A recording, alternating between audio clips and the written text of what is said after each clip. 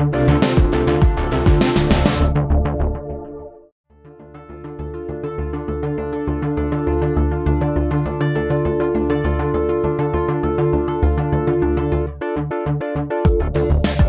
so often, a smartphone comes along with so many features. Even the jaded, fickle, detail-obsessed tech media can't help but be impressed, mostly. But how many features are too many? How much customization is too cumbersome? How much Samsung is too Samsung? And does any of it really matter? These are the tough questions we're tackling on this special edition episode of the Pocketnow Weekly, the once-a-week podcast from Pocketnow.com where we discuss smartphones, tablets, and the state of mobile technology in 2013. And today, we're talking Samsung Galaxy S4. I'm Michael Fisher, Senior Editorial Director at Pocketnow, and I'm joined today by Senior Editor Taylor Martin. Good morning to you, sir. Hey, everybody. Or Cleveland Brown. Yes. And, oh, God, I'm glad you finally did that. And Chief News Editor, back on the show after a very long absence, Stephen Schenck. Welcome back to the Weekly, sir. Thank you. How's it going? And that was inspired, by the way, Taylor. That was. Taylor, you do the Cleveland Brown impersonation better than anyone I've ever heard. This episode of the Weekly brought to you by Fox, by Seth MacFarlane's Comedy Hour. You could be a stand-in. You could be a voice stand-in for Mike. What's his name? Mike. It starts with an H. Mike Henry. That's his name. Oh. Anyway, I thought it was me, and I just didn't know it. What? Nothing. So my schizophrenia, all three. Mm-hmm. And we're off the rails already, folks. And this is why they call me the anti-topic. The anti-topic strikes again. Well, we have some. That's okay because we have some things to talk about that are not specifically Galaxy S4 related. Taylor and Stephen and I had a freaking 10-minute discussion about standing desks before we came on the air. And awesome. I understand you've changed your setup a little bit, Taylor. And Taylor Martin, if you have not seen his videos at Pocketnow, you haven't been watching Pocketnow because Taylor's. Some commenter on one of my videos was like, "Pocketnow is becoming the Taylor Martin show." And I was like, "Yes, yes." Pretty much, I get that comment a lot. Where's Michael? We need Brandon man. Yeah, every single. Oh man, for the first 2 months I was at Pocketnow, every single comment was like, "Where's Brandon Miniman? Get rid of this guy." Yeah. You got to earn them, man. I know. Yeah, you do have to win them over slowly. I only get two types of content or comments. Wow, it's. I haven't taken a sip of my coffee yet. Maybe do that. Yeah, sibilance.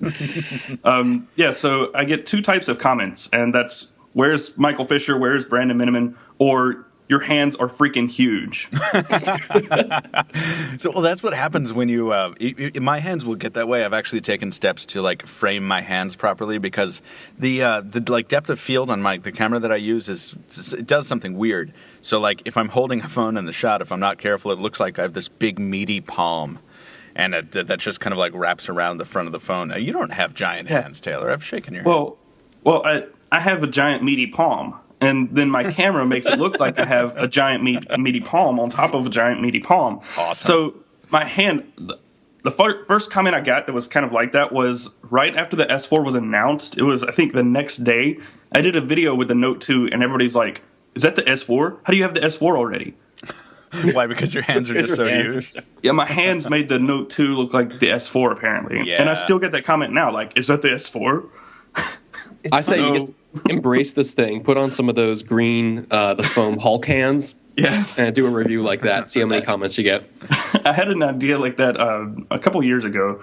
Hulk reviews, but I never went through with it. So the durability matters. Speaking of the Note 2 as it relates to the S4, it's funny because I did one of those comparison videos this week. It's Galaxy S4 versus Note 2, and I found I had to do camera tricks. The Note 2 is such a tricky beast to film because it's tough to represent authentically how big the Note 2 really is in the hand compared to the S4.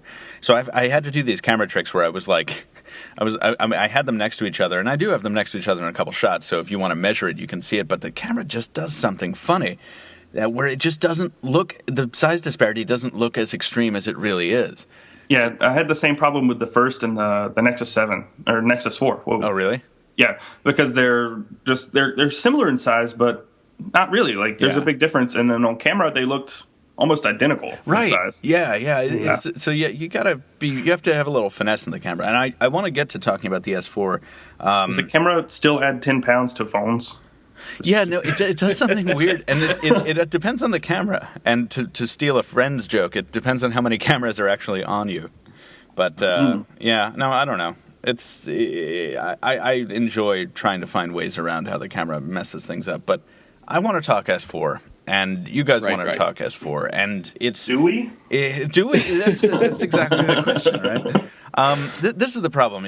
I don't want the fact that I've been spending too much time with the Galaxy S4 to further to further incite flames from the fanboys, which are completely unavoidable. But I've been kind of comment moderating very heavily on all of our Galaxy S4 content, and so I'm kind of more burned out on Samsung Defenders than I am on on the device itself, because it's so funny. Like there's so much I like about this device. So let's actually get into it. This is I've got one in the booth with me. The other one is charging, and I'm running another battery test on it. You guys have read the review. You've seen the comparisons and stuff, yeah? Right. Sort of. Okay. I've seen the headlines. You got the gist of it. Right. Okay. I saw the pictures, and that's all that counts, right? That's exactly It's a right. phone of That's why some we do kind, things. right? Right. Yeah. Oh, it's the Words, Galaxy S3, reads. isn't it? So I want to, because you haven't been on the air in a long time, Stephen. I miss your voice. I want to know kind of your thoughts on the S4 in general, and how it relates to the rest of the market in these crazy times. Before you start, I also want to note one thing. In Tony's post last night that he made for all of us, where we all voiced our opinions, HTC One versus S4. Right. Stephen was the only one out of 8 to choose the S4. So With some I wanna- caveats there. Yeah, there were. Stephen was it wasn't very a straight shot responsible there. either. Yeah. It wasn't a straight So shot. this was a collaborative piece, listeners. If you haven't seen it, I was surprised to see it post. It posted around 4 a.m. my time. Tony really went early on it. I was like, oh, cool. Okay, wow, let's check this out. And all of the editors on the team, I think, it was all of us, right? Yeah. Contributed like 2 paragraphs and explaining why which one we would choose. Because that's the real question of the entire like decade. Not really, but it's the question of the year in smartphones, like HTC One or Galaxy S4, which one is for you? And Stephen's answer was definitely the most interesting. I was like, I have to be honest, I was a little dismayed that it wasn't a more even balance, because I'm glad that everyone was honest, don't get me wrong. I just wish that for the sake of the appearance of balance, for a little bit of PR, that we had more SGS4 like proponents on the team, and nobody's really against it. But I think when it comes down to the choice, whatever, you can read our explanations on the post. But Stephen, why did you give the answer that you did, and what are your thoughts on the S4 in general? I think the problem with the S4, it's just not very cool. I mean, it's a fine phone. It did pretty much what we expected Samsung to do, spec-wise and everything, but it's hard to get excited about it. Whereas the One is, I mean, it may be rehashing some old ideas, but ones that never necessarily got the attention they might deserve, and putting them all together in one package. It's fun, it's compelling, and I mean, the only reason I was even giving the S4 more consideration than the other guys is I am a big fan of micro SD and removable battery. I know for some of you, Taylor, you were saying that micro SD, take it or leave it. But it bugs me that I don't have that on like my Nexus 4. And with the One, I can see that becoming a problem, especially if we're treating it as a phone like, phone enthusiasts like us are just going to use it for a while, we're always going to be upgrading to the new hotness when it arrives, then that's fine. I mean, get a new phone with new storage, fresh battery. But if you're going to be sticking with it for the long haul, I can really see the lack of those options in the One becoming a problem another year, 2 years down the line. So maybe the S4 is just going to be more flexible in the long run, even if it's less mouth-watering. Sure. And that's very well put. And can we talk about those 2 features, I think, right now? Because that is so often I find myself discussing devices, comparing devices, and Samsung, to its eternal credit, always busts out the gate with it's a Samsung phone, so at this point it's almost a given that it's going to have a removable battery and it's going to have expandable storage. That improves the utility of its devices like tenfold. But it's funny to me because I thought I was in the minority. I certainly thought I was in the minority when I wrote an editorial to this effect almost a year ago when I said, "Listen, these things aren't as big a deal to me, and I don't think they're as big a deal to many people." And then there was a huge backlash. But that's the tack that HTC is certainly taking. And I just don't know how much they matter to regular consumers. I sometimes find myself wondering how much a regular consumer knows about micro SD even existing in smartphones. I think they're not a big deal until you actually need them. It's a feature that, if your battery is not losing its capacity, if you're getting through a charge per day, no problem, it's not going to matter. But as soon as you hit that wall, all of a sudden, it's a big deal. Yeah. I wrote an article a few weeks back, and or maybe a month ago now, and we've talked about it before. But my problem with expandable storage is that for me, it does nothing. The only thing I can store on it are pictures and documents, and those are the two things that really don't take up that much storage. Granted, pictures are taking up more and more storage, but I can't store my music on it because I listen to Spotify, and that's where all of my music comes from. Right. And Jaime was telling us that, you can move your Spotify files over to an SD card, but for the sake of saying, I listen to Spotify, I don't listen to my own music necessarily. My movies, I rent them or I buy them from the Play Store or I watch them on Netflix. And so when it comes down to replacing all the milliamp hours that you're draining watching these things on your device, you carry around a variety of external battery packs, right? Yes, an arsenal, if you will. Yeah. So you're just like a walking lithium polymer cell. Yeah, like people see me at the coffee shop that I go to regularly, and they're like, "Hey, can I charge my phone?" Like, there's an outlet here. You have your computer. That's awesome. We see the wall of that coffee shop so much. Yeah, stuff. that red thing. We should get some sponsorship going here. I know. Just like I should get sponsored by Gunnar Optics, right? Yeah, my CPA owns the place. So we're close friends. I'm close friends with everybody who owns it and works there. So, by the way, the tax people I sent my tax stuff to 2 weeks ago haven't returned an email in 14 days, Taylor. I might have to talk to your CPA. Oh, that's good. Okay. Yeah. He's not cheap. That's okay. That's okay. I'm in trouble, so that's all right. So here's the thing. The utility that the S4 brings in terms of that battery and micro SD card, I was going to say can't be understated, but they overstated rather. But they really can be, because I think consumers don't care as much about removable memory as the tech masses do. I can agree with that. Yeah, but the battery, of course, the battery is something that's completely different, and that's a feather in Samsung's cap for real across all consumer categories, I think. But yeah, I'm holding my tongue on all the battery talk because I've got an article in the making, or not in the making, I guess scheduled for next week about this kind of battery packs versus removable batteries. Oh, you're doing the same editorial I did a year ago. I bet you will do it better. I don't know. Well, we always write the same pieces anyway. Longer, yeah. That's a fair shot. But Longers are kind of better. You're right. It's like my review proved. 4,700 words, or whatever it was. But wow. I wonder about how these features, like how this kind of feature approach translates to the S4 as a whole, because yes, Samsung has included these things, this expandability to appeal to a broad range of power users. And is the S4 a power user's device? I mean, I don't know, Stephen. I think you might not be the best person to ask on this, because I know that you're not a giant fan of rooting your devices, right? No, I love that. I tend not to because I'm lazy. But philosophically, I am right on point there. No, me too. I agree. We're in the same boat. But I don't know. I feel like there are people out there who are going to go and pick up the S4 because of the global version's octa-core processor, which we still have not played with yet. It's not octa-core. Well, it is. It is. It's dual quad-core.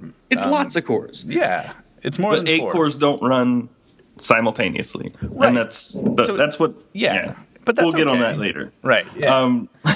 But in terms of it having the greatest specs, or some of the greatest specs, most of the greatest specs, it's like what I said with the Optimus G Pro. You can throw every awesome specification into a phone, but that doesn't necessarily make it the best phone. Specifications are only half the battle. And this sounds crazy, and it's not because it's HTC, but I personally would carry the First over the S4. Holy, what? I would. Interesting. That is would. that is the statement of the morning right there. That's the quote of the podcast. Why? What if the S4 was the size of the First?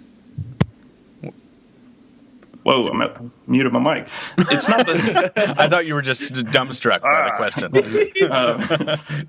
I was clearing my throat, and then somebody asked me a question. No, I wrote the article last night, and my last statement in the article, I just have to read it because I want to read it.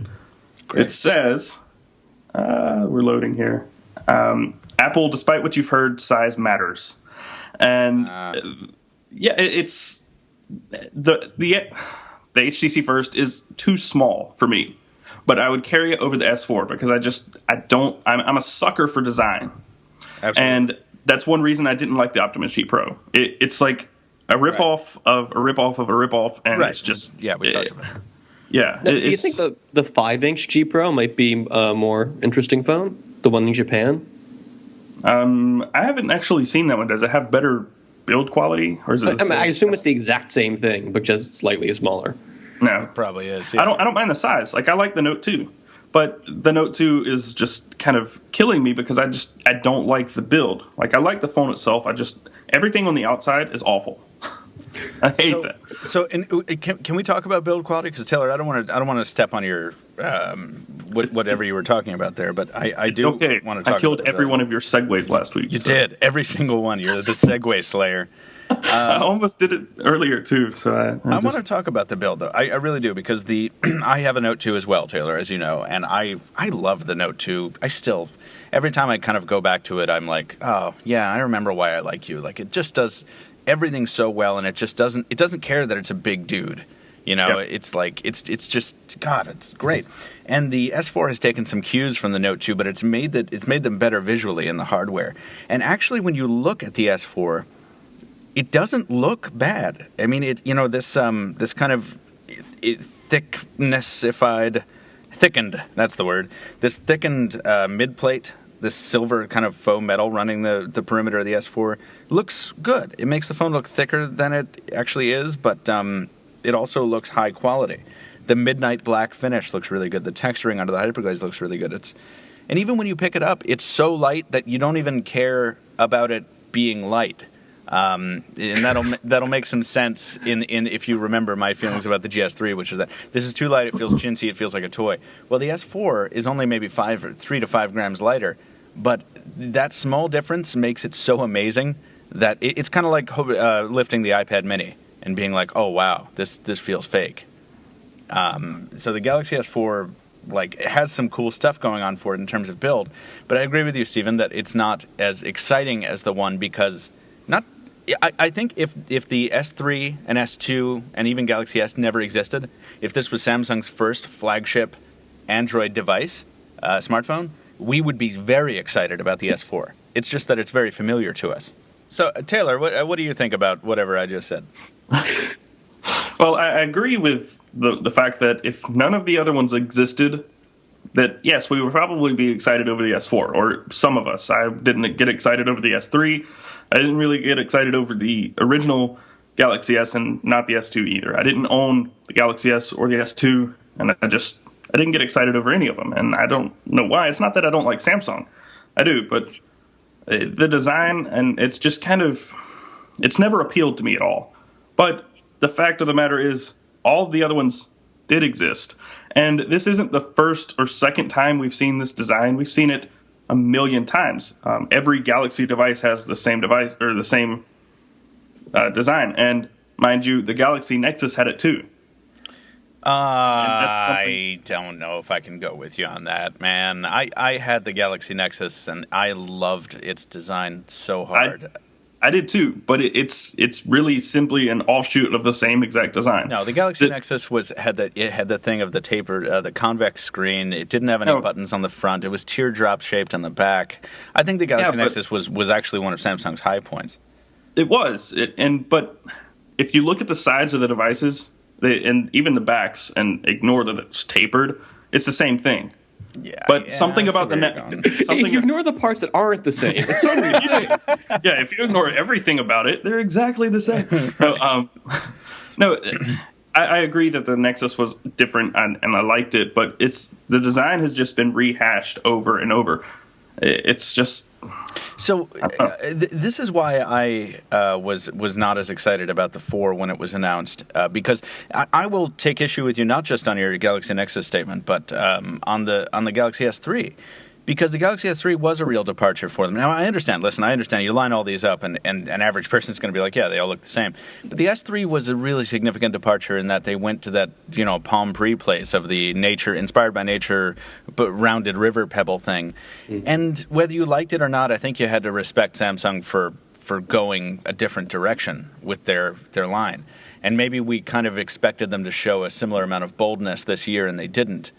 And that's frustrating. Now, the Galaxy S3 felt very cheap in the hand to me, but it won me over in large part initially because of the features we were promised. And I want to get into that a little bit, but I want to make sure that I'm not stepping on Stephen, who I didn't know if he had a response to the design question.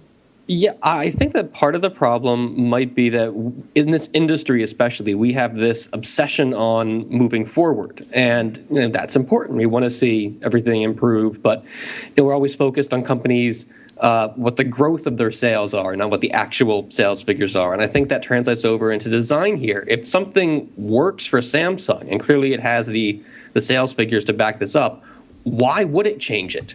Right. We want something new, but if it's working, why fix what ain't broken? Exactly, and I used that very phrase in the opening lead-in to my review. And from a business perspective, that does make sense. But I think you make a very good point. We are future obsessed, and maybe that makes a bit of sense.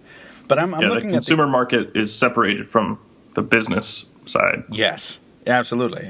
But it is still important that you excite people. It is still important that you inspire them. And that's what the S3 did for me last year, because I sat there. I at the time, it's funny. History is repeating itself a little bit. At the time, I was still in love with the One X because it was the device that I had just reviewed. It was actually the first device I ever reviewed. And I loved its build. I loved blah, blah, blah, blah, blah. And Samsung comes out with this S3, and I hadn't really paid much attention to Samsung for a little while at that point. And what captivated me about the S3 was the just avalanche of features Samsung dumped on everybody. Do you remember when the S3 was announced like that? Everyone at live blogging from the event was like, what is going on? I cannot keep up with all the features Samsung is just throwing at us. There's a video for each feature. And we know how weird Samsung events get. But that was the thing that I loved about the S3, was that there were so many incredible features that sounded just too good to be true. I mean, the S4 has a ton of new features. Is it just that they aren't as interesting? No, it is not that they're not as interesting. They're just as interesting. But my point is that Samsung is doing the same exact thing it did with the S3. It's announcing a bunch of awesome features that sound too good to be true. And a lot of them, sorry, guys, a lot of them are too good to be true. Okay, I want to say that Smart Stay. Go ahead. Was that you, Stephen? No, that was me. Yeah. I was just going to say the king of interrupting you. I was just going to say that a lot of them are gimmicky. There are things that don't appeal to me, or even a lot of people that. Okay, all right. I get you. But conceptually speaking, some of these have to appeal to you, right? Because Smart Stay, when Smart Stay was announced, I thought that was the coolest idea in the world. The screen, I had been dealing with devices for years who turned off the screen in the middle of me reading a book or in the middle of me reading a web page because the timer went off and it was too stupid to know that I was still looking at it. So Smart Stay, brilliant idea. But it solves a problem and breaks another. Oh yeah, you already have more battery life. So you're keeping the display on longer, which you're going to do anyway, but you're also running the camera. And that's okay. All right, it's counterintuitive. Yeah, but no, it's not that's a sacrifice that I would have been willing to make. My problem with Smart Stay is it didn't work right in the number one condition that you wanted it to work. It didn't work right when you were reading in bed in the dark. Yeah. And when you were doing anything in the dark, it couldn't tell you were looking at the screen. And I asked at the Samsung Note 8.0 event if they had fixed that, and they were like, no, we didn't make any changes to Smart Stay. I'm like, okay. And then at the S4, not only did they not fix it, they introduced an entire suite of features that criminally infringe on what I perceive to be the good customer experience. they not only retained Smart Stay, they built upon it with features that made me even more excited to try them. Like Smart Pause. You're watching a video and you turn your head away, it pauses the video. That is smart as hell. Doesn't work unless the lighting is great. Smart Scroll, all that stuff just doesn't work right. Go ahead. Just a quick little tip for your screen backlight, cutting out. Hit the power button when you're not using it and bump the screen on time to like a minute or 2 minutes. Yeah. What I've learned to do when I'm reading something is just leave my thumb on the display and scroll a little bit and keep reading and scroll a little bit and keep reading, and the display doesn't time out. Right. I've learned to cope with the way things were before. You've learned Maybe to I'm cope. just old. That's the whole idea. Features are supposed to free us from these, from coping hacks. Yeah, exactly. But they're hacks themselves. Right. So that's the thing. So Samsung has really overpromised and underdelivered on a lot of these features. And you know what? If you're going to put them in the phone and just kind of not say anything about them and let people discover them for themselves, first of all, yes, that's a dumb idea. No company would ever do that. But second of all, even dumber is making a big deal out of features that do not work as you say they will. That's stupid. Do you think Samsung is unaware of these failings, or simply is this like an Apple Antenna Gate thing? We're holding it wrong, and it's our fault the conditions aren't ideal. No, I think it's somewhere between there. I really don't think that Samsung is oblivious to this. I think that they are. I think that they're doing that thing where I'm trying to think of a proper analogy where it's like, well, I've come home from school and I've got homework in 6 different classes, and I really don't want to finish the job on any of them. But if I do about half my homework for all 6, at least I won't get in that much trouble. Like it's kind of that kind of thing, rather than just like focusing on one or two things that it can really, really do a good job on. They throw something at a wall. Yeah. And see what sticks. Right. that is their tactic. But I get that, and I understand that that's their thing. It's just that I can't tell you how frustrated I am that they activate my imagination. They get me salivating, thinking about what life could be like because of their awesome ideas. I can't overstate it. They have incredibly cool ideas at Samsung. It's just the execution is off.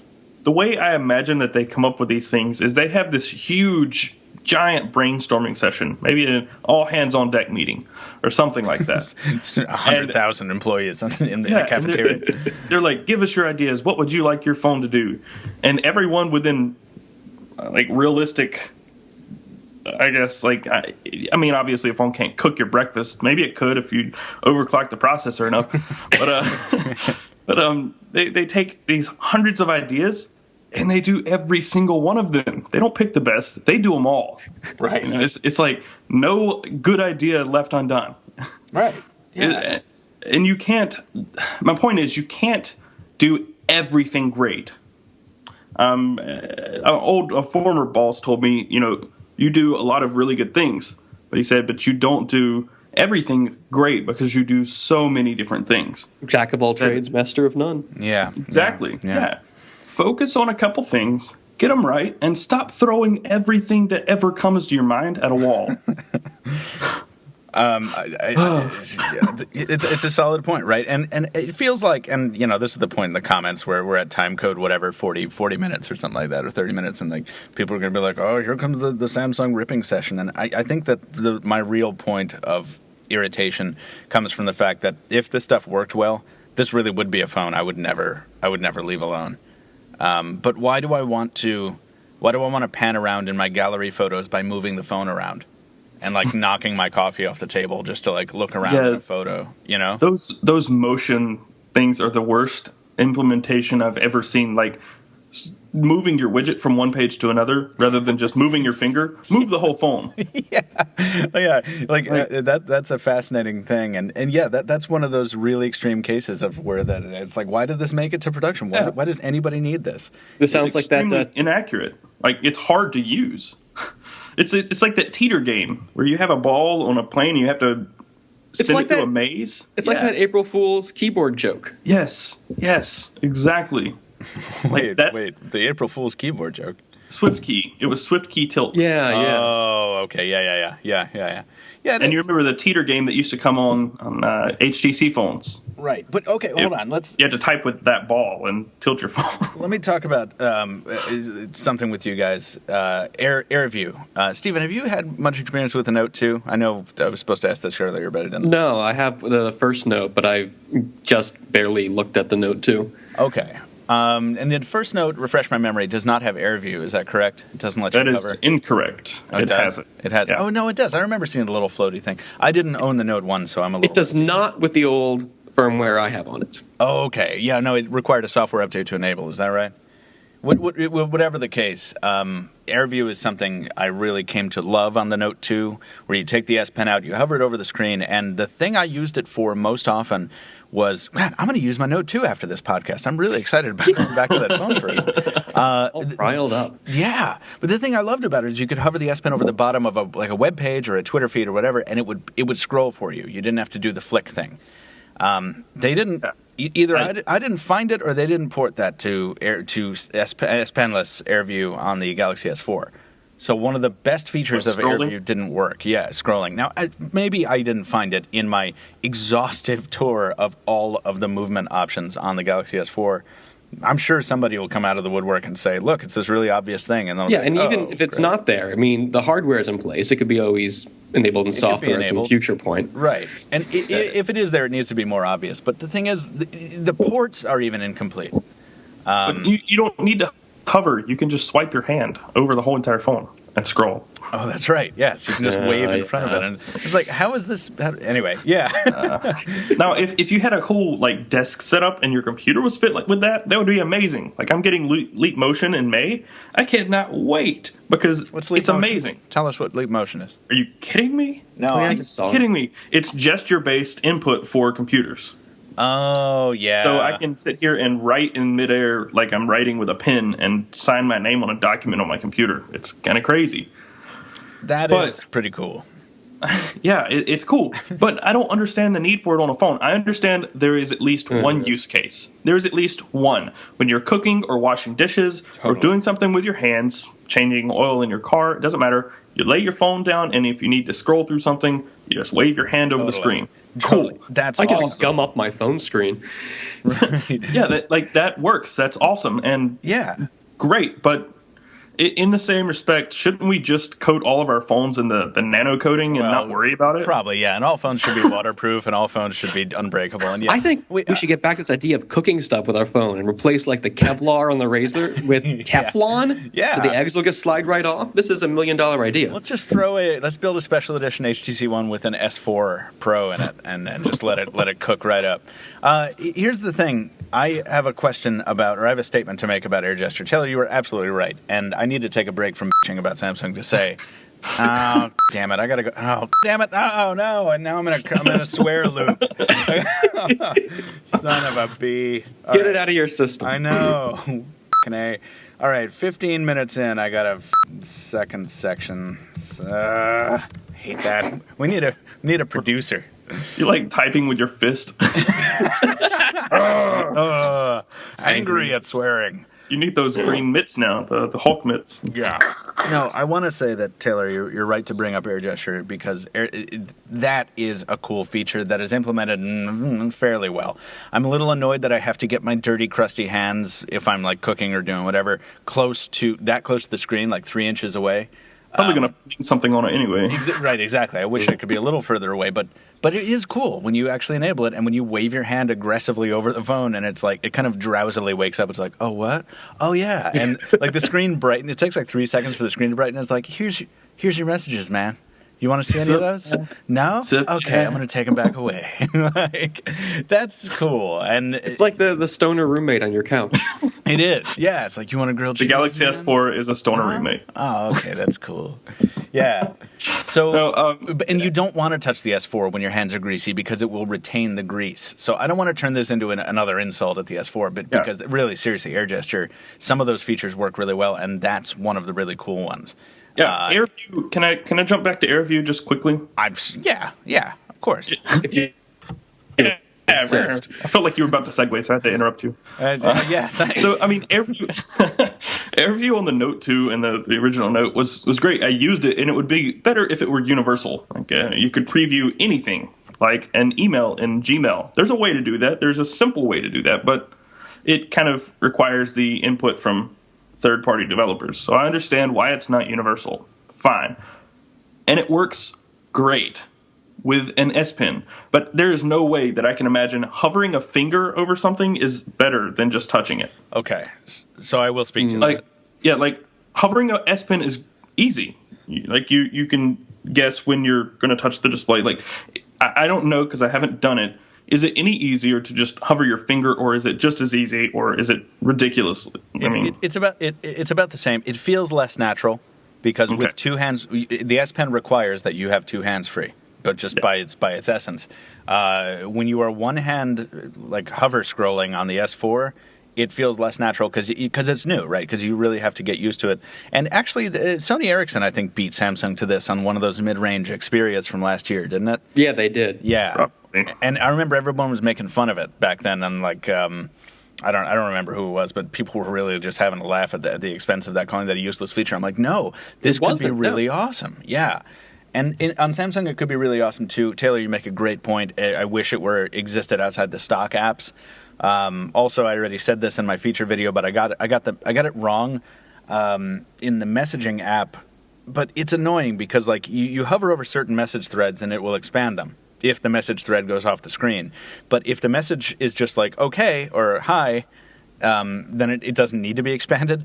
But the phone doesn't respond at all then. So it's like I can't tell you how many times a day I go up into the notifications bar and see if AirView is turned on or not. Now, this might be getting better in the future because right now this is pretty hardware limited, only on very, very few models. But I'm pretty sure that a gesture event is built into Android at this point. So if more manufacturers start supporting it, we'll see more apps be able to recognize these things. Well, that would be awesome. It would be phenomenal. Yeah. Gmail especially. Gmail, absolutely. And Google Voice. Nothing that ever comes out, everything that's awesome, it never supports Google Voice. It makes me so sad. Definitely the redheaded stepchild of Google. It is. It is. Chat heads. But even more important, though. Babel might fix it. Who knows? Babel might. Yeah, actually, it might. But more important than Google Voice, because so many more people use it, and because mobile video is the play of the future, YouTube.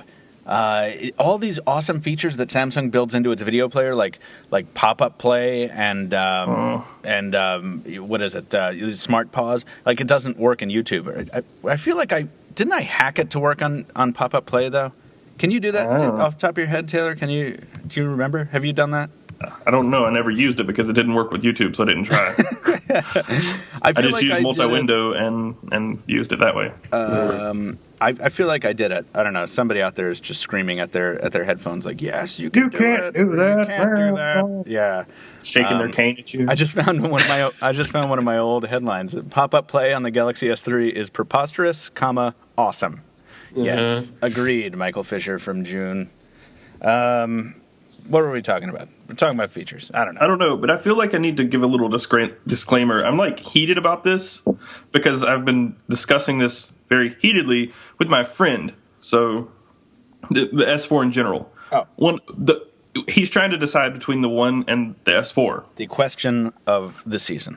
Yeah, and his reason above every other freaking aspect of the phone is that he can hold the phone up to his ear while he's text messaging someone, so he's texting, and just hold it up to his ear and call them. That is an awesome feature. That's an awesome feature. Is that a feature that would completely, just hands down, sell you on a phone? It shouldn't.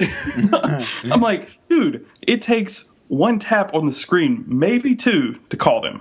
Right. And he's like, 1 or 2 taps, I'll just hold my phone up to my ear and I call him. I'm going to get that phone. I'm like, oh, God. So I think... Who calls anyone anymore? Right. There exactly. is that, right? But so that is a really good point, actually, because I don't think it's that feature necessarily that's captivating your friend. Now, I don't want to speak for your friend, but I'm going to use him as an archtype and just it is. I'll just spoiler. It is. He's got some really stupid logic sometimes. I understand. But for me, that feature where you're in the middle of a text message, you're like, this is taking too long. I just want to call this person, and you just put the phone to your head and it calls. That not only is convenient in that moment, but I think it does something where it reinforces your perception of the phone as an intelligent companion, a life companion, if you will. And it really makes using the phone more pleasant because you have more confidence that the phone actually knows what you want compared to like a more conventional device. So I get why that would be compelling. And it's one of those many features and that's actually one of the ones that works. You're justifying his crazy logic. I am, absolutely, yeah. You should not condone his... But no, I think it is important. I think that speaks to what we talked about before, and we won't talk about it again, but that speaks to a really like well thought out feature, executed very well. Yeah. And, there's that. Interestingly, the reason he's leaning towards the S4, and he is kind of, sort of, not really, but kind of a Samsung fanboy. But, I mean, right now he carries an iPhone, so he is open to other things. But what really is kind of pushing him towards the S4 is that he got the S3 and the 1X. So we got the 1X first, thinking, hey, this thing's going to be awesome, because I talked it up because I thought it was going to be awesome. And it was good, but it wasn't great. It was okay. And the S3 came out, and he also got that, and he fell in love. Right. So it's HTC's track record that's really kind of throwing him for a loop. And not saying that he shouldn't like the S4. If he likes it, that's his thing. But his reasonings behind liking it are just funny. Can I go a little broader here? I kind of want to talk about what the... Oh, all right. If you insist. Thanks for joining us, everyone. We'll see you next week. No, so I want to talk about the implications of some of the things we're seeing with Samsung, because Samsung not only... First of all, it didn't change TouchWiz at all. TouchWiz is the same TouchWiz we know and love or hate, depending on your feelings toward cartoony but responsive interfaces. So TouchWiz is still here, but there are more content offerings. There's the Samsung Hub, and Samsung is serious about this. Like, they are offering, this Hub has a movie store, it has a bookstore, it has a music store, it has a TV show store, it has a tie game yourself store. into it. Right. They want you to use that Samsung account. They want you to buy your apps and your games from them, your content, and the visual language on the Samsung Hub is very different from anything else inside TouchWiz. Some people in the comments have said it's kind of a ripoff of Metro. I don't think it is a ripoff of Microsoft's design style. It is something actually legitimately distinct. It's definitely more hip than TouchWiz is, but that's kind of tertiary or secondary. I am very interested in what Samsung intends to do. Some people are speculating that this is the beginning of a push, or maybe even the middle of a push, that Samsung is in to get away from Android. Oh, hogwash. I'm not going to necessarily agree with that, but they have said that they're weighing their options a few years True, back. but this is something everyone does. I mean, Sony has their own store on the side. Here, everyone wants to end run Google on the Play Store content. It's not going to work. People change devices. They want to get all their stuff from a source where you can use it on that LG phone you pick up next year. They don't want to get locked in. That is true, but in the same respect, Sony, HTC, and pretty much all of the other Android manufacturers collectively don't have nearly the mind share or market share Samsung has. This is true. They could literally say, we're done, drop the mic and walk away, and they would probably have a significant number of people follow them. Now, it wouldn't be as big as Android, because there are people who use Samsung specifically for Android. But they would not be... They wouldn't fall off the charts, I don't think. I think they would have enough of a following to kind of establish a start. Yeah, a base, right? That's the question. Yeah. Like, can they start this movement? And we start to see it in some of the public vernacular already. Like, we've talked about this a billion times, but now Android is no longer... it's not Droid that's synonymous with Android, it's Galaxy. And to a greater extent, it's even Samsung. I have people asking me more and more often, regular people from the real world outside of our tech bubble, who are like, oh, is that the new Samsung? Like, oh, yeah, I have a Samsung phone. It's like, I'm like, okay, we're talking about the iPhone, but it's like, yeah, but my Samsung phone. Like, the Android doesn't even enter into the conversation, and Samsung is not doing anything to disabuse that notion. At the Galaxy S4 event, the word Android was not said once. This reminds me of one of the comments that we got on that piece, getting our opinions on the 1 versus the GS4. Mm-hmm. Someone mentioned that they thought we were all siding with the one because we don't want to back up Samsung now that it's the popular choice. You want to support the underdog, and I was totally thinking that when I was writing my opinion in the first place. Are we just ganging up on Samsung because they got so big and powerful? I don't think so. I'm not. Personally, I'm not. No, because I haven't really cared for their devices for years, personally speaking. Yeah, I've always been a hater. So I'm a semi-professional troll myself. Yeah. No, it says right on my Twitter profile that I'm an appreciator of underdogs. So absolutely, I could see how you could draw that conclusion, and I get that completely. And maybe next year, if some amazing confluence of circumstances occurred to throw Samsung in the dumpster, maybe I would be a champion. But I would only be a Samsung champion for that product if the product was incredible to me. Right. That's I'm only going to get behind crucial thing. I'm only going to get behind something that's great. I'm not going to just back it for the sake of backing the underdog. Ever. Completely agreed, yeah. Ever. And yes, I've been an HTC fan since Android started. My first Android phone was HTC. My second Android phone was HTC. My third was, I think, Motorola. And then HTC. Yeah, I mean, and it's not because I'm a fanboy. They appeal to my needs. They know what I like. Yeah. So I go with them. And that's not to say any Galaxy device isn't great. I carried the Note 2 and I loved it. Yeah. I still love it. I still carry it. So it's just... Oh, go ahead. Well, yeah, HTC... I don't want to finish. HTC... don't finish. No, I don't want you to finish. I'm stepping on your non-segue. So HTC is not being as aggressive with this content play because they have more to focus on. They have more to deal with. They just need to get to somewhere in the vicinity of Samsung's success in conventional terms. So they're not really as aggressively pushing this idea, but it interests me that Samsung is devoting so much energy and effort into making the Samsung Hub, making its own sub-ecosystem, and not just that, changing the look of things. Yes. I should have asked them about this, but I didn't. They brightened up the dialer. Like the dialer looks like nothing else on the phone. Isn't it weird? Like it's stark white. It is almost featureless. There's almost nothing. It looks like like if Jitterbug made a smartphone. That's what the dialer looks like. It looks like a Windows phone.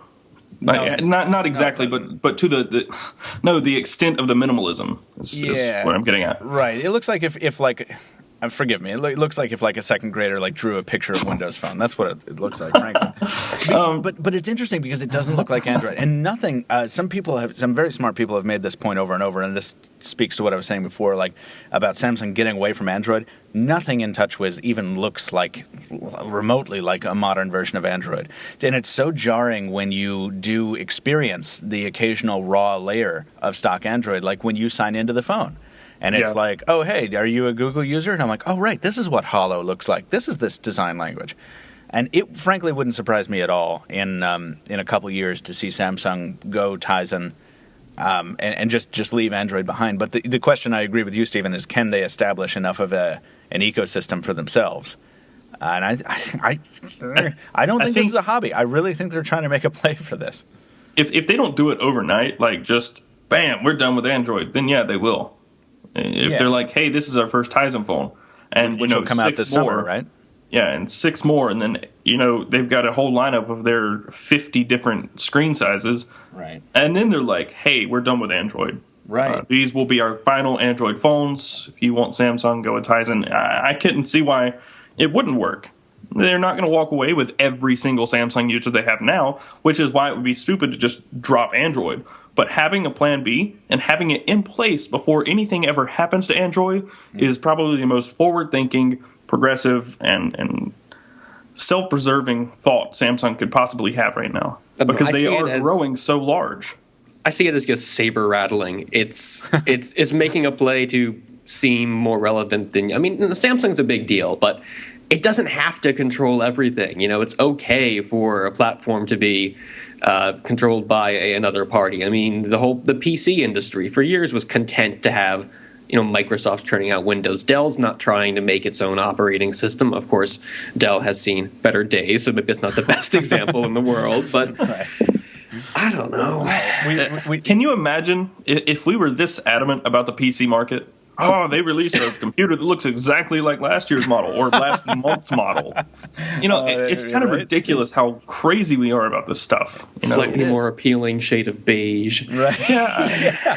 But it makes sense, look at Taylor, right? Asus. Like, this is something that you carry with you. This is not something that just sits on your desk. And you want something that is on your desk to look pretty, but I carry build is more important. computer with me almost everywhere I go. Is it your smartphone? Pretty much. Yeah. No, so... I answer calls. I just open my MacBook lid and hold it up to my head. Anyway. Who doesn't? There's an image. I'm glad that we got back to hardware for a second, because I want to just very briefly touch on my favorite accessory right now. Did you guys see my video on the S-View flip cover? That thing is beautiful. Check that out. I will say, check it out. Samsung knows how to do accessories. Their flip covers, the best idea ever. Every phone should have a flip cover. All right. Listen. Every phone. This is a multi-point right? Every phone. I don't know why you're trying to argue with me. Flip covers are the worst things ever, or were the worst things ever. They were a dumb idea. They were flimsy. They were stupid looking. They were everything bad about everything until this one came out. That is my argument. Because the old ones covered up your camera lens if you folded them back. They covered up your screen when they were closed. You couldn't see anything through them. They were tacky. They were dumb. The phone didn't know whether they were on or off. The S4 flip cover fixes all that. You've got a nice window carved in there. When you close it, you get a little preview with your date and time and your notifications. You can talk with the flip cover closed. Could you do that on the old one? Yeah. All right, never mind. And the phone knows when it's open or closed. Yeah, those are awesome. some complaints. Like, you couldn't take a picture. That one was a big one because Right. I always found myself holding the Note opposite of how I normally held it in landscape to take a picture because the flip cover would hang down. But it kind of got in the way of how you would hold the phone because it was just really awkward. So, yes, that I understand. And not turning the display on when you flip the cover open, that was also kind of crazy. Why not do that? Right. But other than Other than these basic elements. I mean, I use a flip cover, so to speak, on most of my devices. If I could get one for the Nexus 10 right now, if the Nexus 10 were actually mine, I would. Uh-huh. I've got one on my iPad mini. I would have one on my Nexus 4 if I could. Yeah. I don't like cases. Cases with flip covers are not the same thing. What were you going to say, Stephen? I'm wondering on the S4 flip cover, when you have it open, is it like flush against the phone? Does it sort of resist Wiggle being? around? So, like when you fold it back and you're using the phone in one hand? Yeah. Is it flush against the phone, or is it because of the tendency to close, is it sort of buckling a little bit? It doesn't buckle. No, not necessarily. It definitely wants to be. It neither wants to be open nor closed. It kind of wants to be at a 45-degree angle, which is annoying. Which is why it should have a magnet in it. Which is why it's not worth the $70 that Samsung is suggesting as the retail price. Right. Wow. Yeah. Wow. But, there are some retailers already selling it for much cheaper. I think Clove has it for like €40 or something like that. But, Only. Yeah. It's a piece of really? but it changes the way you interact with the device to a large extent. For me, it recalls memories of the flip phone days of yore. I like moving components on my technology. It's just the way I am. And I also like displays that know when a physical object is near them and change their behavior accordingly. Like if you're a notification hound, because this window is so small on this cover, when you pull out your S4 and look at your notifications, you press the side button, it's only illuminating that little bit of the display. All the rest of the display is black. So in theory, that should do a nice, that should give you a nice extra 5% of battery life over the course of a given day, which is pretty cool. You can also answer calls right in the middle of, without opening the flip cover.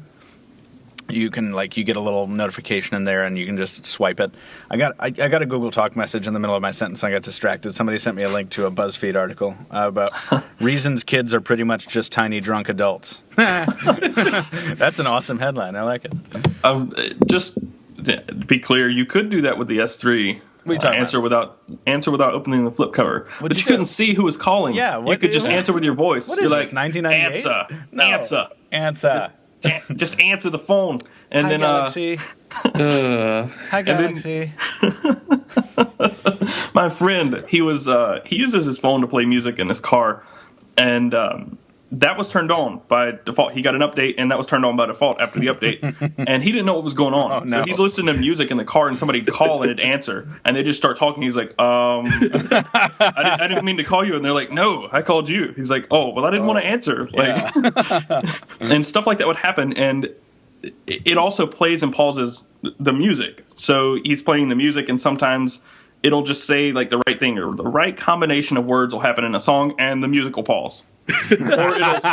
or it'll skip a track, and he's just like, and he couldn't figure out how to turn it off because there is no just straightforward way how to turn it off. It's in S voice settings, but he's never used S voice ever. That's another thing I want to talk about. Samsung, when the S3 came out, Samsung's had, I think it was like their second or third attempt at revitalizing the settings menu, or they like changed it up, and it was so complicated. Like their settings menu was organized so oddly, and I remember talking to Ryan Biden, Samsung's marketing head for Samsung Mobile US or Samsung Electronics, I can't remember at the moment, but he was like, we've definitely already gotten some feedback on that, and your feedback is well taken.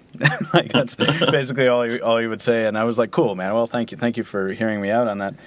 He's a cool guy. And then the S4 comes out, and it looks like Samsung really did try to simplify the settings menu some more by instituting some tabs. That seems to be the new thing that OEMs like to do. They like to put tabs in the settings menu. But it doesn't make any sense. Like, under My Device, you do have things like Smart Screen and Air View. Under Connections is network stuff. Like, that makes sense. But you cannot find your phone number under My Device. That's under More, and then it's under About Device, and then it's under Status. You can't find information about your battery and storage under My Device, because apparently those things are not part of My Device. They're also under More. It's just like the My Device tab is like criminally misnamed, and there's some strange stuff going on there. I don't know. I usually don't get like amped about settings menus, but that's not a fun settings menu to be in at all. Between LG and Samsung, I think they're competing for the most convoluted, confusing, poor user experience settings menu possible. Right. Because LG's was separated by network and connections, sound, display, and then like an other tab that just everything else. Like, why a sound and display? Why are they separated into their own tabs? Why are they? Yeah. I don't know. Why not have a tab for? I could actually get behind that. I mean, like, if you had a tab for display and a tab for sound, like, okay, I sort of. Why not put them together? Well, because they're not the same thing, right? One goes to your ear ball and one goes to your eyeball. Yeah, but it's just eardrum, earball, earball. Call me earball. But it was just like they picked some random things to give their own tabs. There must have been some reason. Because we can't fully grok. I mean, they didn't just choose these at random. No, they didn't. Like, I'm sure I think they did. They threw some darts at a wall with some some different settings on the paper, and they're like, yeah, that one, and you know. I want to talk about one of the principal advantages of the. First of all, I know we don't want to get too deeply into HTC One versus S4 again, because that's just a never-ending conversation. Despite, I want to say real quickly that unless you read our article. Well, yeah. Well, just go to the comments then. It's just a never-ending debate. But the thing with the S4 is that it doesn't have front-firing speakers, which is disappointing. But I got to tell you guys, the improvement on the speaker cannot be overstated. How many times am I going to say that this show? That's a dumb... I'm sorry to keep repeating that, but it's true. They have really boosted the amplitude on the speaker and made it quite loud on the S4. Samsung did this presumably by moving the speaker down from its top position on the S3 down to where the Note 2 has it. But it is very nice to have a loudspeaker on a smartphone. That's kind of all I want to say. Very nice. That particular thing. But I want to ask you guys about the camera here, because this is an area that mobile sites sometimes get criticized in, because we are certainly not a. I think some of us have more photographic alacrity than others, but some of us really don't know what we're doing with cameras, and I'm just kind of trying to view it through the eyes of a normal consumer who's going to buy one of these phones. So I examine it in as much detail as I can. But I was on the phone with Taylor with a test call from the S4, and I was out in Boston on a beautiful day taking photos, which is one of my favorite parts of my job, is reviewing a camera on a smartphone. And I'm like, Taylor, what is going on with this? Like, I can't get the whole thing in the frame. At the time, I had the S4. The 4-3. Yes. Yeah. I had the S4, the Note 2, the S3, the HTC One, and the Lumia 920. I had them all. And the majority of those phones would capture a whole lot more image. They had a much wider field of view than the S4 did. And he's like, it's probably cropping. I'm like, oh, okay, probably that's what it is. And I go into the settings, and I find that the default setting out of box is 9.6 megapixels at 16 by 9. You could step it up to 13 megapixels at 4 by 3, but there was no option for a 13 megapixels at 16 by 9. Now, is there a math reason I'm missing for why there's no such option? But it's a sensor reason. That's the shape. It's the shape of the size. sensor? Yeah, that's the maximum output of the maximum output resolution of the sensor. The only way to get 13 would to be actually make a wider and shorter sensor, Which is not practical because they source these sensors Right. by the millions. Yeah, so to get 16:9, what that means is your sensor is actually larger than it's saying it is, and they crop it down. Aha. Like an 8 megapixel that takes 16:9 photos is probably a 13 megapixel sensor with a maximum output of 8 because it's doing max 8 at 16:9. That's just the way I think that's right. That could be Nokia wrong. had a really nice graphic about this when they released the 808 to show, because they had it was an unusual shape for the sensor. It wasn't a standard aspect ratio, I think, but it was designed so that it could do either pretty well. It was still going to crop for both 4:3 and 16:9. Well, But yeah, it's sort of everything a- on that sensor crops because you can't take, like, it's got a 42 megapixel and it only takes 41, yeah. 41 and it only takes a 38. That's the Right. maximum. is Right, because 38. its default resolution is not a standard aspect Right. ratio. Yeah. Okay. So, So- all right. So that makes a degree of sense, and I will admit that this is outside of my league. This is why we get comments like you guys shouldn't be reviewing cameras, but it's like no, that's not true because so many people, the vast majority of people who buy smartphones are also not photography aficionados. They just want to take a nice picture. I can tell you whether this thing takes a nice picture or not, and if you don't believe me, look at the pictures yourself. Whatever. But it fascinated me that I was stuck in this situation where every shot I took with the Galaxy S4. I felt like I was too close to my subject.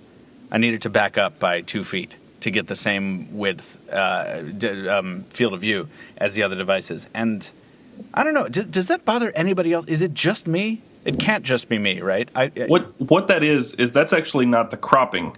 That's actually it's field of view, right? That's your focal length is what that is. So you're actually getting. I explained this. I just ballparked the numbers, and actually, according to some other people, I got that actually pretty close to right. Oh yeah. The HTC One has, I think it was like a 25 millimeter focal range. I think it's somewhere in that ballpark, like 25, 28, something like that. And the S4 is somewhere like 33, 35, something like that. So it looks like you're a lot closer. It's closer to what your eyes actually see. What, on the S4? I think. I don't know what the focal length of the eye is. There's like a true to life, but I can't remember what it is. Oh, we got a message here. Whenever Taylor's on the show, you can't like surreptitiously like text on the Skype chat because Taylor just Whoa! oh hey. Look at there. There's a link to this awesome article from May 24th of last year. That's the southern in me. Sorry. Pixel here. It's showing the total sensor size of the PureView sensor and there's some cropping discussion here. That's cool. I should put that in the links of the description of this podcast. Yeah, you're lucky. You're lucky that I don't like just yell out like a yeehaw or something. it's I don't know what it is, but lately like my southern, like my roots have been coming out. Listen to bluegrass all day and just chew on some hay in a rocking chair on your porch. I got some straw 22. and A little alfalfa. So we're gonna have some more time with the S4 here. There's so much that we haven't gotten to. We have to start sort of thinking about wrapping it up here. But I'm still kind of getting a hold of things. The lag situation is not as bad as everyone is sort of making it. This sort of happens when you introduce any criticism of a device that a lot of people are motivated to defend, in that you will say something like, I can't quote myself exactly, but you say something like, there was a little more lag than I expected from a device like this, but it's nothing that's going to bother you in day-to-day use. And they kind of seize on that, and next thing you know, 40 commenters are like, "How can you say the thing is laggy beyond belief? You're the worst ever." And then the conversation changes to something you don't want it to change to. So what's interesting, though, what I've found, the reason I bring it up, when you can mitigate the lag a bit by turning off some of Samsung's features. Hey, which, surprise, surprise. Exactly, right? And so, once again, that thing's why system include them? image. So The system image is 1.5 gigabytes. is it really? Yes, it's 1.5 gigabytes. It has 1.5 gigabytes of software on there. The stock 4.2.2 image is I think 150 megabytes or something. What does it have? Like a 4-minute long 1080p startup animation? Yeah, like the God, splash screen is a full feature-length film. Why can you not think about that when you're making this stuff? So, but Nobody's using this Hey. feature. Let's just throw it away. Flash is cheap. yeah, right. But also, I mean, when you have a powerhouse of a device, ours is the Snapdragon 600 powered one. We're getting the Exynos one in a couple days, or maybe tomorrow. Why not throw everything in there? I think is what they were saying. It's exactly what we were talking about before. But it does slow the device down. Like, you turn off AirView, and there is a, not maybe detectable to everyone, but there is a small increase in performance. You start to see some of those animations between closing and opening apps kind of get a little smoother. So I don't know. You shouldn't. If you're going to throw features on that impair performance, maybe they should all work really well. They should all be disabled by default. Oh, but then nobody's going to think- discover them. Good. I think it's funny, though, that we're complaining about, if you have these features on, the animations between app switching isn't as smooth. That's another one of these features that is killing our CPU cycles. We're, trading one for another. Oh, well, that's true. Like, if you go into developer mode and disable animations, you really can have a zippy phone, but it sure does look like trash, though. Well, Yeah, it's zippy, but it jumps from scene to scene and Yeah. stutters and Quite jarring, yeah. I have to say that your header image for the S4 review. Oh gosh, I'm getting some crazy noise over here. Well, we ain't getting it over here, so you just keep on talking. You sound great. My Pebble's going crazy. Sorry. It wasn't on my wrist, and I thought it was. Anyway, I hate that. When that thing vibrates and it's not on your wrist, like, it sounds like the house is falling down. it didn't before I got this new band. The new band is what makes it just like. Isn't it? Yeah, I know. It's the metal like, oh band, my right? God. Yeah, I know. That happens to me, too. I was recording audio one day, Oh. and I had it sitting beside the mic, and it was just sitting on the table, and Forget it.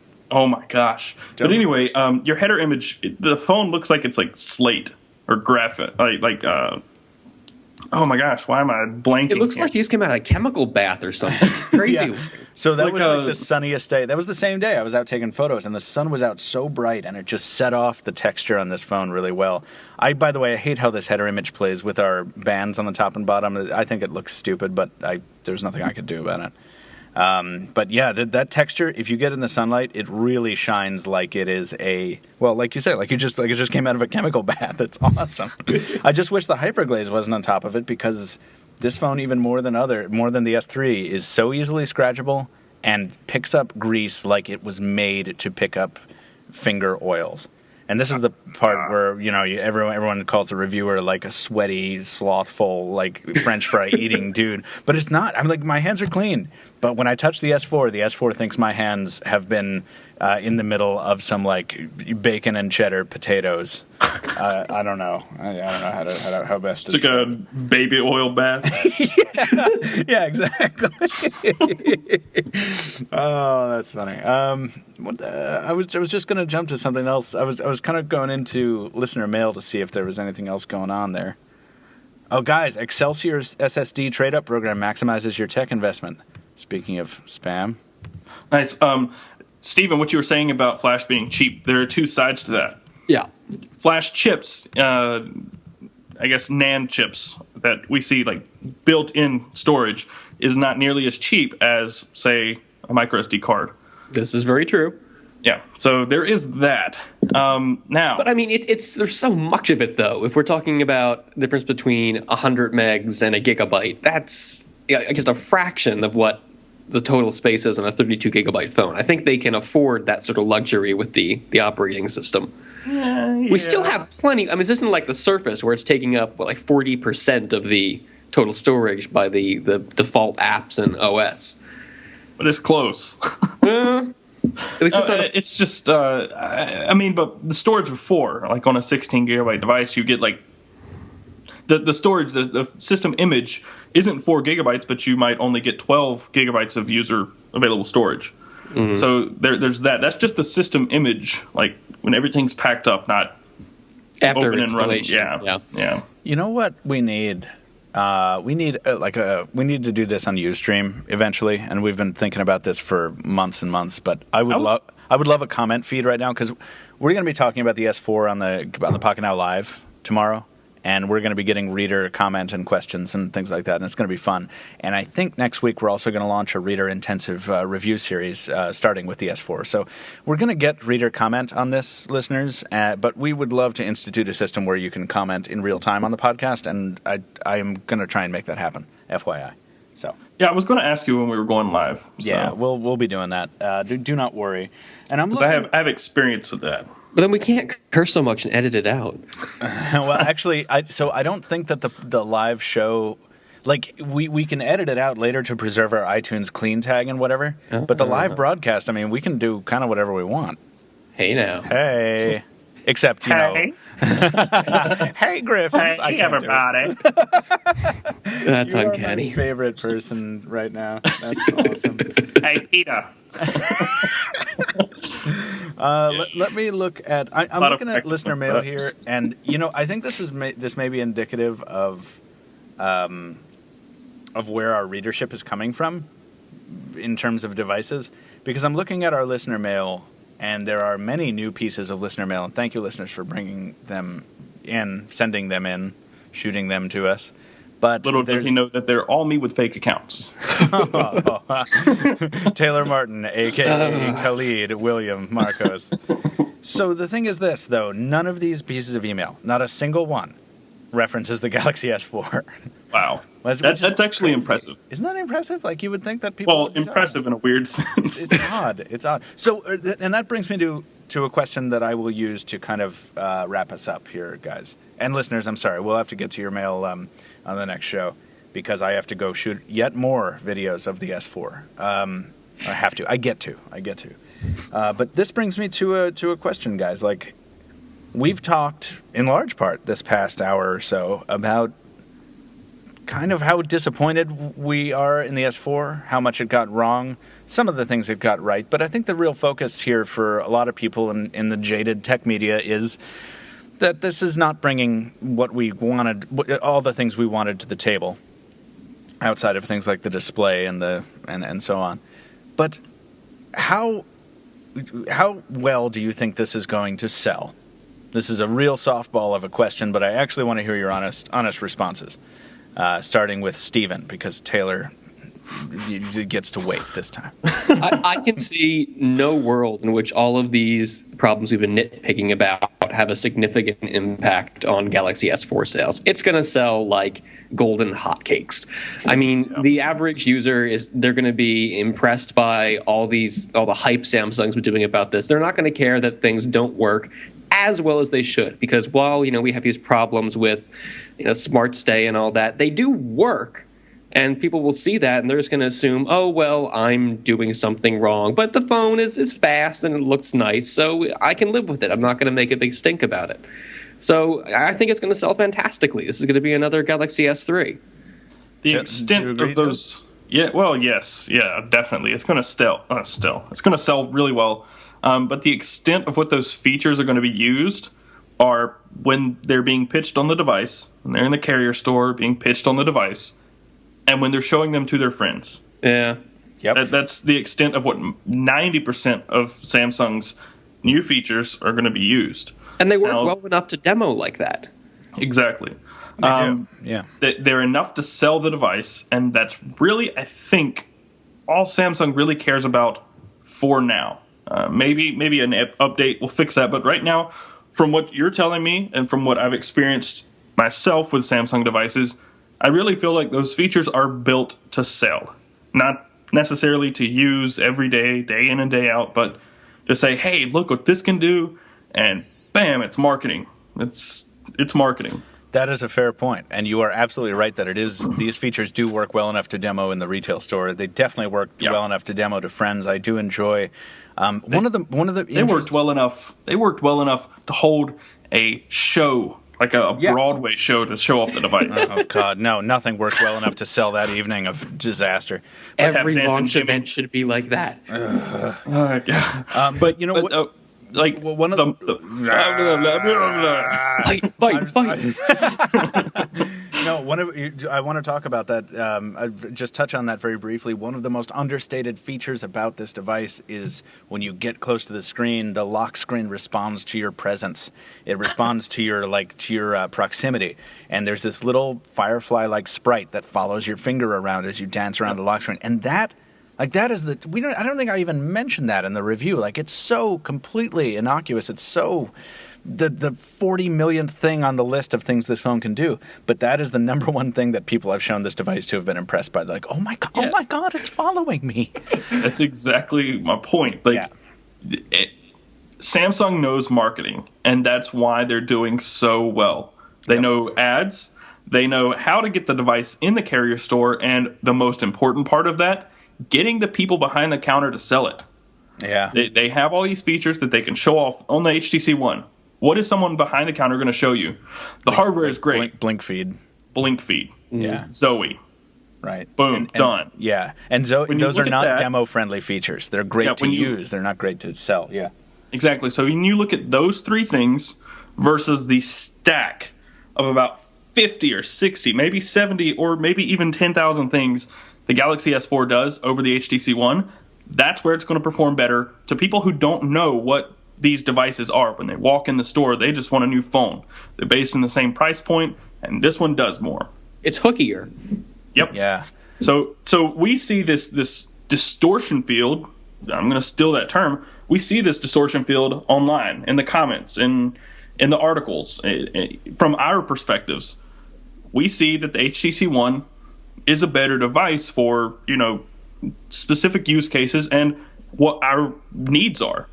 But these people who don't know anything about it at all, they see the more features, that's where their money goes. And that's where Samsung sells 50 million of these things, 60. This might be their best-selling device to date. I agree. And do you think that, this will be my last question here, do you think that Samsung will change its direction for the next generation of either Note or S device? Do you think that they're feeling enough pressure from mainly the media, because consumers haven't really been commenting too much outside of forums? Do you think they feel enough pressure to make the next Galaxy out of higher end materials, or do you think they're going to stick with their plastic? Plastic. They have no reason to change. Interesting. Yep. We are the vocal minority. Yeah, absolutely. That shows in sales numbers.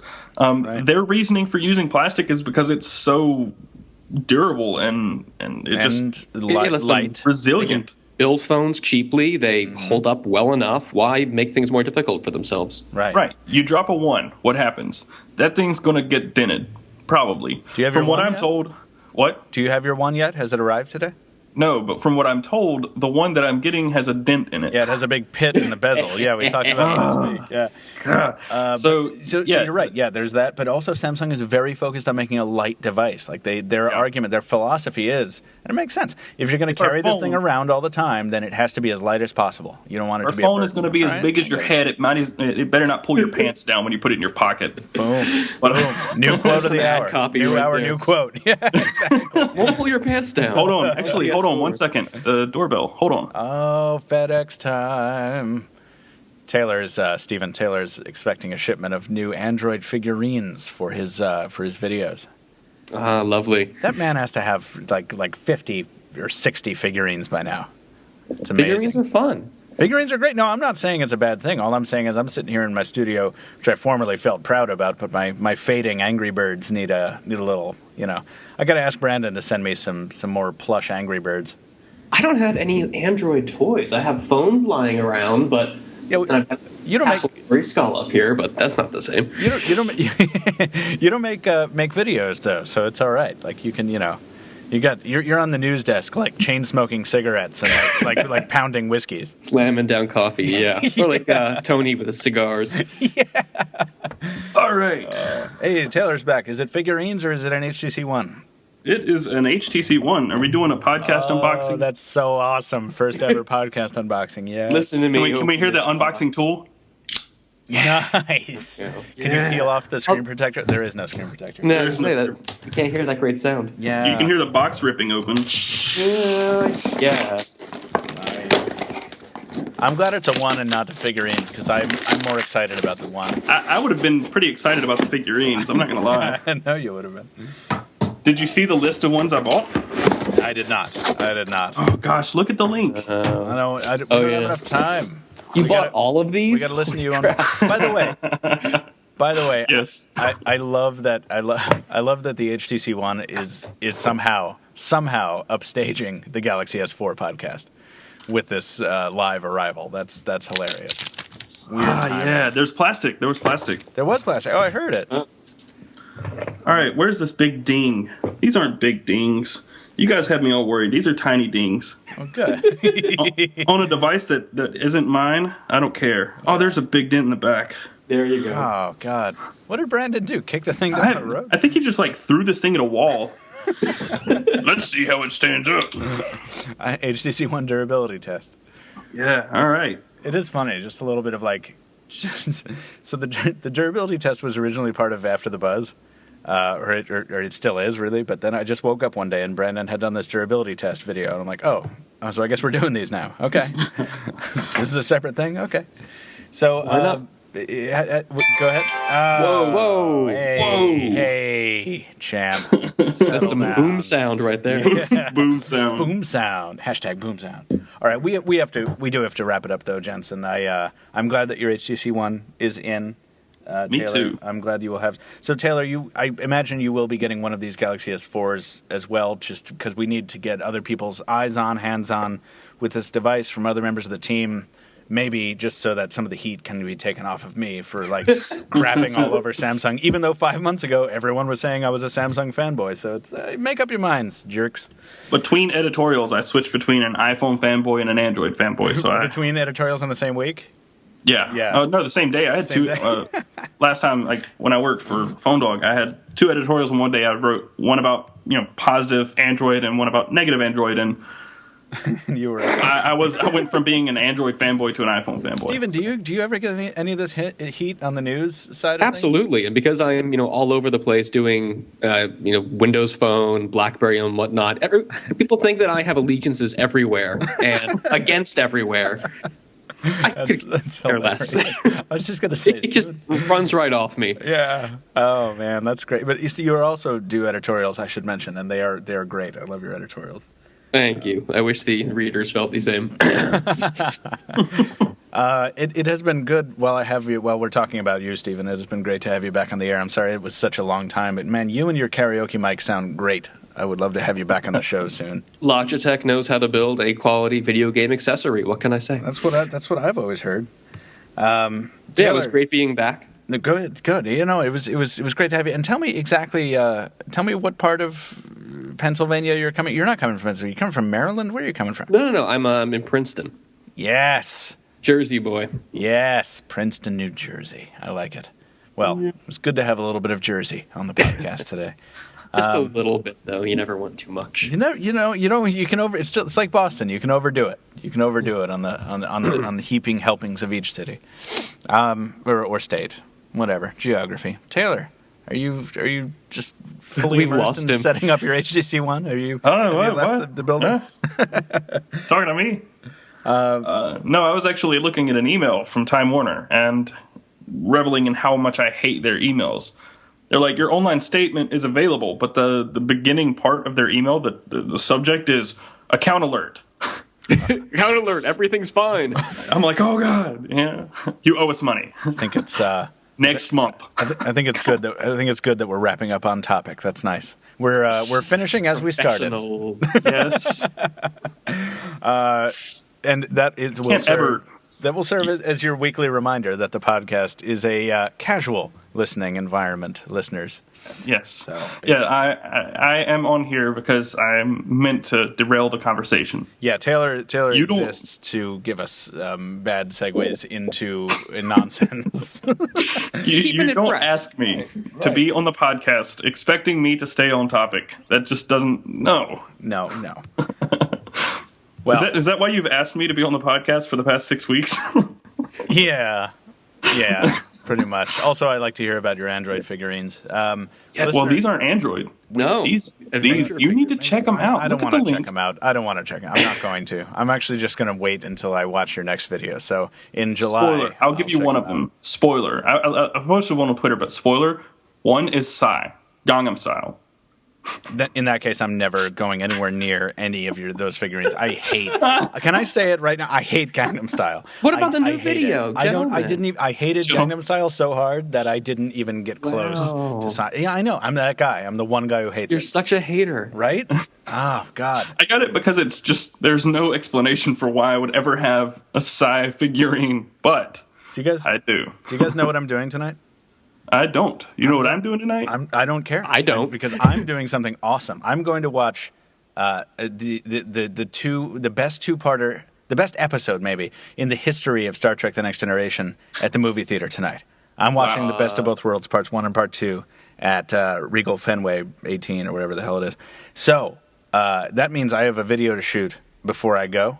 That means a second thing. It means Stephen, you get to be jealous. It means a third thing, Taylor. I don't know. Shut up. And it means I get that a lot. it means a fourth thing. In truth, it has been a pleasure to have you both on the show, but we do need to wrap it up. And with that, we are going to go. This has been a special edition episode of the Pocketnow Weekly featuring the Samsung Galaxy S4. Find us on Twitter. Stephen never tweets, but he is at Stephen Schenck. I'll listen to your tweets if you Yeah. feel like tweeting at me. I do it all the time. I mention you, even though you don't. Bless your heart. Taylor Martin is at Casper Tech, CASPERTEK.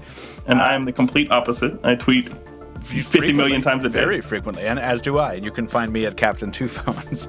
You can follow Pocketnow officially at Pocketnow on Twitter, as Pocketnow on Facebook, Google+. Leave us a review on iTunes or Xbox Music. And if you have some topics or questions for us, or you just want to say hello, we will get to your mail eventually. Podcast@pocketnow.com. Thank you for listening. We'll see you next week. Bye, everybody.